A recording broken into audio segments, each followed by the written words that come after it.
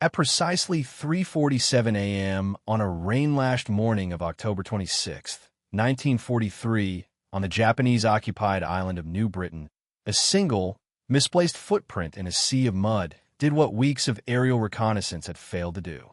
It revealed the exact location of a hidden enemy headquarters, setting in motion one of the most audacious and successful assassination raids of World War II. The man who spotted it, a young Australian commando named Lance Corporal John Jack McGregor, wasn't reading maps or intercepting radio codes. He was reading mud. This is the story of the forgotten mud pattern method, a stark testament to how the most elemental observation, rooted in the ancient art of tracking, can outwit modern warfare's greatest secrets. The mud pattern method, how Earth's oldest canvas betrayed a hidden army.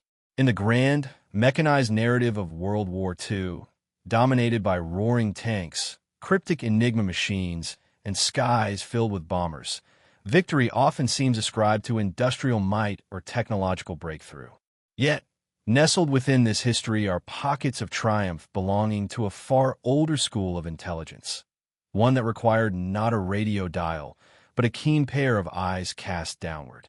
In the sodden, treacherous jungles of the Pacific Theater, where technology faltered in the humidity and the dense canopy blinded aerial spies, Allied forces faced a formidable challenge: locating the well-camouflaged, deeply entrenched command posts of the Japanese Imperial Army. The solution emerged not from a lab, but from the ground itself. It was a fusion of acute environmental awareness and tactical genius, now termed the mud pattern method. Its finest hour came in the lead-up to Operation Amphetamine, the raid that eliminated Japan's master strategist in the region, Admiral Isoroku Yamamoto's key lieutenant on New Britain. Major General Hatazo Adachi. But the method's true target was a phantom, the secret, ever-moving jungle camp known as KATORI Butai. Part 1. The Theater of Green and Shadow. To understand the brilliance of the mud pattern method, one must first appreciate the battlefield. New Britain, a land of razor-backed mountains, volcanic soil, and rainforests so thick they created perpetual twilight, was a defender's paradise and an attacker's nightmare. Japanese forces, experts in jungle warfare and camouflage, constructed their bases with near-invisible artistry. Structures were built under living canopies, netting blended with foliage, and supplies were dispersed to avoid telltale stockpile signatures. Aerial photography yielded only a mosaic of green. Radio direction finding was erratic. Patrols sent into the jungle often vanished or returned empty-handed, victims of ambush or the terrain itself. The enemy command was a ghost, orchestrating a resilient defense from a location Allied planners dubbed the Hole. The Allied response, particularly from Australia's Coastwatchers and the shadowy services of the Allied Intelligence Bureau, AIB, was to revert to primordial skills. They began training commandos and reconnaissance patrols not just in combat and radio procedure, but in applied natural science. They learned to identify disturbed flora, the subtle differences between a naturally fallen branch and one place for concealment, the behavior of birds whose patterns changed when humans were persistently nearby. And, most critically, they became master readers of mud. Part 2. The Grammar of Mud. Mud, in a hypersaturated environment, was more than an inconvenience. It was a dynamic, continuously updating logbook of activity. The mud pattern method systematized its interpretation. It was a multi-layered analysis. The baseline. A trained observer first learned the signature of undisturbed terrain. How did rain patter the mud? What were the tracks of native fauna? The cassowary, the wild pig. How did water flow naturally down a trail? Establishing this baseline was crucial to spotting the anomaly of traffic flow. A single footprint could be a stray patrol. The method looked for patterns. A hidden camp of hundreds of men requires a lifeline: supply trails. These trails, even if carefully swept or covered with foliage, impacted the mud beneath. Compaction altered how water pooled or ran off. Repeated traffic created a subtle, subsurface firmness that felt different underfoot and often supported different algae or moss growth on the surface compared to untouched ground. The forensics of footwear. This was the method's masterstroke. Australian and American trackers compiled a catalog of Imperial Japanese Army (IJA) footwear impressions. The distinctive cleated patterns of the tabi, split-toe, boots, the standard-issue hobnailed soles, and even the wear pattern specific to different units or roles became identifiable text. A trail showing only the deep, sharp impressions of hobnails suggested combat troops. A mix with smoother, worn soles might indicate a headquarters staff with older kit or non-combatants. The hydrology of concealment.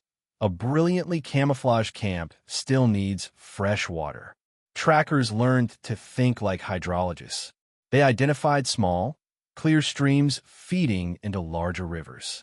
By moving upstream and observing the mud banks for the slightest signs of frequent access, a smooth stone, a consistently broken reed line, a faint compaction path, they could trace the lifeblood of a hidden camp back to its heart. The temporal analysis. Mud recorded time. A track filled with clear rainwater was older than one filled with murky, disturbed water. A crisp impression under a morning dew was fresh. By reading the weather against the state of the tracks, observers could estimate not just where the enemy was, but when they had last moved through, predicting patrol schedules and resupply windows. Part 3. The footprint that changed the war. In late October 1943, a six-man AIB patrol, codenamed Cicada, was inserted into the swampy lowlands south of Rebel. Their mission was vague, but critical. Find evidence of KATORI Butai's whereabouts. For days, they moved like ghosts, observing nothing but jungle. Then, in the pre-dawn gloom of the 26th, as they crouched by a seemingly insignificant feeder creek, Lance Corporal McGregor noticed it. Amid a patch of churned mud, likely from a wild pig wallow, was a single, perfect impression. It was a hobnail boot print, but not facing down the animal trail. It pointed directly toward, and then vanished against, what appeared to be a solid wall of thorny, wait-a-while vine. Using the mud pattern method's principles, McGregor reasoned that no one would blindly push through such painful vegetation without a very good reason. He investigated the creek bank opposite. There, almost invisible, was the hydrological clue.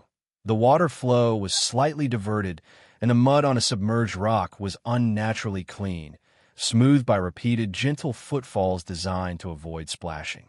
Cicada had found the back door. The vine wall was an ingeniously constructed gate. The single misplaced print was the equivalent of a dropped calling card. Over the next 72 hours, using mud patterns, traffic flow analysis, and supreme patience, the team mapped not just a camp, but a hub. They observed the comings and goings of staff officers, identified by the different wear on their boots, the patterns of mess couriers, leading them to latent kitchen waste impacting soil composition, and the sheer volume of nearly invisible traffic that betrayed a major headquarters. The intelligence packet Cicada sent via burst transmission was a masterpiece of observational deduction. It didn't just give coordinates. It described the camp's routine, its strength, its guard changeovers, timed by the fresh mud patterns after rain showers, and its most vulnerable access points, all divined from the earth. Part 4. The Raid and the Legacy. This mud-borne intelligence directly enabled Operation Amphetamine. On November 12, 1943, a composite force of U.S. Marine Raiders and AIB commandos, guided by Cicada's maps, executed a pinpoint night raid. They bypassed outer defenses using the very drainage and mudflat approaches the Japanese considered impassable and therefore unguarded. The camp was caught in a state of near-total surprise. Critical communications were destroyed, senior staff, including Major General Adachi's chief of operations, were killed, and the headquarters was rendered inoperative for a crucial period during the Allied push toward Rebel. The psychological blow was immense. The Japanese high command could not understand how their most secret redoubt had been found. The mud pattern method's success was quietly celebrated but never widely institutionalized. It belonged to the realm of the manhunter, the tracker, a skill seen as archaic in the post-war rush toward electronic and satellite intelligence. Yet, its legacy is profound. It is the ultimate argument for human terrain analysis in its most literal form. It proved that in environments where technology is blinded, the symbiotic relationship between a trained observer and a natural environment becomes the ultimate surveillance system. Today, its principles live on. They are found in modern special forces tracking courses, in environmental profiling used by anti-poaching units in Africa, and in the forensic archaeology employed to find hidden mass graves. The mud pattern method stands as a timeless lesson that secrecy, no matter how digitally fortified or physically concealed, remains vulnerable to the silent testimony of the very ground it stands upon. In an age of drones and AI, the story of Jack McGregor and the footprint in the pig wallow reminds us that the oldest data stream on Earth, the land itself, waits to tell its secrets to those who know how to look and to read.